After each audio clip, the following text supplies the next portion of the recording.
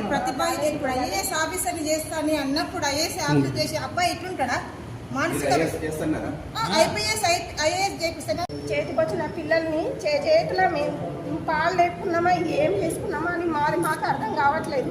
అంటే మేము నమ్మి రావడం ఇంత మోసం చేయడానికి కారణమని అనిపిస్తుంది. సివిల్స్ కోసమని ఒక ప్లాట్ రాసిచ్చినాం సార్. తర్వాత నా భర్త చేత నా భర్తను లోపరుచుకొని ఒకటి 4 ప్లాట్లు, అంటే ఫస్ట్ ఒకటి తర్వాత 3 ప్లాట్లను లోపలనే రిజిస్ట్రేషన్ చేసుకొని అతన్ని నా భర్త చేతనే అమ్మిపించి డబ్బులు కూడా లిక్విడ్ క్యాష్ రూపంలో గూగుల్ పే. అలా 1.5 సంవత్సరం దాకా కౌన్సిలింగ్స్ అవి జరిగింది. అందులో వెళ్ళి చేయడానికి చాలాసార్లు కొద్దిగా నష్టపోయినట్టు భావన కలిగింది. ఎక్కడో అంటే అన్ని పూర్తిగా డబ్బులు కూడా లిక్విడ్ క్యాష్ రూపంలో గూగుల్ పే, ఫోన్పే లేకుండా లోపటి ఇంట్లో వచ్చి తీసుకొని నాకు తెలియకుండా ఇవ్వడం అనేది జరిగింది. అది మా ఊరు వాళ్ళు చెప్తే నాకు తెలిసింది. నేను ప్రశ్నించిన సార్ 17th రోజు, పండుగ తర్వాత 17th రోజు నా భర్త నేను ప్రశ్నించి నా భర్త చేత నా బాబు చేత నన్ను కొట్టించిన సార్. అవి ఆ పెద్ద పెద్ద కోచింగ్ సెంటర్లకు కూడా నేనే చెప్తా. ఢిల్లీలో కూడా నేనే చెప్తా. వాజీరాండ్లో పెద్ద ఇన్స్టిట్యూట్, అక్కడ కూడా నేనే చెప్తా. అక్కడ ఏం లేదు, నేను ఇక్కడ చెప్తా. అక్కడ ఉన్న పిల్లలు కూడా కొంతమంది వచ్చినారు సార్. వచ్చి వాళ్ళు బయటకు రాలేకపోతున్నారు. అయితే ఒక 2 నెలల నుండి వాళ్ళతో 25 lakhs తీసుకున్నాడు. 25 lakhs 3 monthsలో ఇదేదో ఉంది, మీరు కరెక్ట్ చెప్పలేరు. అమ్మాయి బాగా గుర్తించింది సార్. అమ్మాయి మేము చెప్పలేము, ఆ అమ్మాయి పేరుని గుర్తించి వద్దు మేడం వెళ్ళిపోండి అని చెప్పేసి దీని తర్వాత నేను ప్రశ్నించిన. ఇక్కడ క్లాసులు జరుగుతలేవు, సిబిఎస్ బుక్స్ తెప్పిస్తాడు సార్. సిబిఎస్ బుక్స్ తెప్పించి మొత్తం 6th నుంచి 10th వరకు అవే చదివి అవే నోట్స్ ఆ పిల్లలే చదువుతారు, ఆ పిల్లలే రాసుకుంటారు. నిద్రపోతారు, ఫోన్లు చూస్తారు, గేమ్లు ఆడతారు. వాళ్ళ పర్యవేక్షణనే ఉండదు. అది నేను గమనించిన. నా బాబు బాగా చదువుతాడు, వద్దు నాన్న ఇది వద్దు అంటున్నాను. నేను గమనిస్తే నా భర్తకు నాకు గొడవలు పెట్టేసి నా భర్తను నాకు కాకుండా చేసి తన పైన లోబర్చుకొని ఈ విధంగా చేస్తున్నాడు సార్. నా బాబు నా దగ్గరికి రావాలి, నా భర్త నా దగ్గరికి రావాలి సార్. ముందు మా సార్ను స్పోకెన్ ఇంగ్లీష్, తర్వాత మోటివేటివ్ క్లాసుల ద్వారా తనను అట్రాక్ట్ చేసుకున్నాడు. మా మధ్య ఇంట్లో మామూలుగా ప్రతి ఇంట్లో గొడవ పడుతుంటారు. అలాంటి గొడవల్లో కొంచెం నేను గట్టిగా మాట్లాడితే చెప్తే వింటలేదు, ఈయన చెప్తేనే వింటది అనే స్థాయికి తీసుకెళ్ళి తన దగ్గరికి తీసుకొచ్చేలా మోటివేట్ చేశాడు మా సార్ను. అట్లా చేయడం వల్ల మేము ఇక్కడికి రావడం జరిగింది. ఆ క్రమంలో మా పెద్దబాబుకు కొంచెం డిస్టర్బెన్స్లో ఉండి అతన్ని కూడా నేను మంచిగా చేస్తా అని మా పెద్దబాబును కూడా బాగా చేస్తా అని చెప్పి అతన్ని ఇది చేసుకున్నాడు. మా పెద్దబాబు బీటెక్ 4th year EEE తీసుకున్నాడు గురునానక్ కాలేజీలో. ఇంకా అది ఏం అవసరం లేదు, నేను సర్టిఫికేట్ ఇప్పిస్తాను అని మధ్యప్రదేశ్కి వెళ్ళి వాడిని ఎగ్జామ్ రాపిచ్చి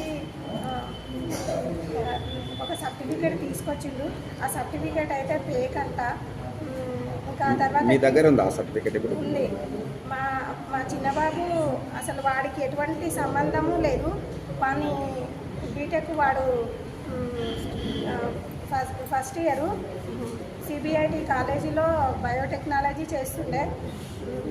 అటువంటి వానికి నాకు వద్దు, నాకు సివిల్స్ ఇష్టం లేదు, నాకు ఈ సివిల్స్తో పని లేదు, నేను సైంటిస్ట్ని కావాలనుకున్నాను. మన గోలు సార్ అది నాకు ఇష్టము, నేను వద్దు అని చాలా ఇబ్బంది పడింది సార్. వాడు నాకు ఇష్టం లేదు అని మమ్మల్ని బలవంతం చేసి మాతోటి మేము ఇన్ని డబ్బులు కట్టలేము, ఉన్న ఇల్లు ఆల్రెడీ అమ్మేసుకున్నాము, మాకు చేత కాదు అన్నా కూడా విడతాల వారిగా కట్టవచ్చు, ఎట్లనన్నా మీరు కట్టగలుగుతారు, కాలేజీలు స్కూళ్ళు ఏం నేర్పిస్తాయి, ఇగో పిల్లగాడు అంతా డిస్టర్బ్ అయ్యిండు అని మా పెద్ద పిల్లగాన్ని కొంచెం ఎగ్జాంపుల్గా చూపించిండు. మేము సరేలే ఇంకా అన్నట్లు కొంచెం ఇదైనాము. ఏంది సైకోలను చేసేస్తాయి స్కూళ్ళు కాలేజీలు ఏం నేర్పిస్తారు అని ఆయన పదే విద్యా వ్యవస్థనైతే అంటుంటాడు. సరే సార్ చెప్పినట్లు అట్లాంటి మనుషులతో అనిపించుకోవడం కంటే టీచర్స్ కానీ లెక్చరర్స్ కానీ కరెక్ట్గా పిల్లల్ని ఇచ్చేస్తే అక్కడ ఎందుకు పోరు, నిజంగా కూడా పోరు, అలాగా బాధపడరు. ముందైతే బేస్ సంస్థ మూసివేయాలి. తర్వాతకి మామూలుగా ఇట్లాంటి మావైతే 40 లక్షల వరకు డబ్బులు ఇచ్చాము. చిన్న మిస్టేకులు చేయిస్తాడు, అతనే చేయిస్తాడు. చేయించి మీ భర్తది మిస్టేక్ ఉంది, మీరు ఇక్కడికి వెళ్ళిపోతే ఇంకా మీరు అసలు బతకలేని సమాజంలో అని క్రియేట్ చేస్తాడు. పిల్లలతో మిస్టేక్స్ చేపిస్తాడు. ఇంకా మీ పిల్లలు ఇట్లా ఉన్నారు, మీరు బయటికి వెళ్తే సమాజంలో ఎక్కడ బతకలేరు అని అట్లా బ్లాక్మెయిల్ చేస్తుంటాడు. ఇంకా అట్లా చాలా అయింది. మా సార్కి అయితే అసలు తను బ్లాక్మెయిల్ చేసి ఒక మెంటల్గా డిప్రెషన్లోకి తీసుకెళ్ళి తను చచ్చిపోయే స్టేజ్ వరకు తీసుకొచ్చాడు. చాలా సావాలని ఎవరన్నా సైకాలజీ దగ్గరికి వస్తే మెంటల్గా డిస్టర్బ్ అయిన వాళ్ళు మంచిగా అవుతారు. కానీ మా సార్ అయితే ప్రతిరోజు నేను చచ్చిపోవాలని ఆలోచించిండు. అసలు ఎందుకు ఇట్లా అంటున్నానని నేను కొంచెం ఆలోచించి ఇంకా ఏదో ఉంది అనేసి మేము బయటకు వచ్చాము. 1 ఇయర్ అవుతుంది. ఇంకా మా పిల్లలు అంటే డిప్రెషన్లోనే ఉన్నారు. మా పిల్లలు ఇప్పటికీ మంచిగా ఉన్నోనికి మా చిన్నబాబుని కొట్టడము, మాతోటి కొట్టిపియడము, వాళ్ళు కొట్టడము.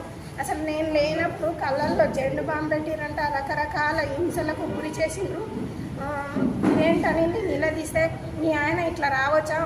మా సారు డబ్బులు తీసుకొని వాళ్ళ ఇంట్లోకి వెళ్ళిన సమయంలో నా భార్య దగ్గరకు వచ్చిందని ఇట్లా కూడా బ్లేమ్ లేపిండు మా సార్ను. ఇంకా నీ మొగుడు ఇట్లా చేయొచ్చు, ఇదేంది మా పిల్లగాని ఇట్లా కొట్టిరని నేను అడిగితే నీ భర్త ఇట్లా చేయొచ్చునా? మీ ఆయన పిల్లలు ఎదుర్కొని వచ్చిన మనిషి ఇట్లనేనా?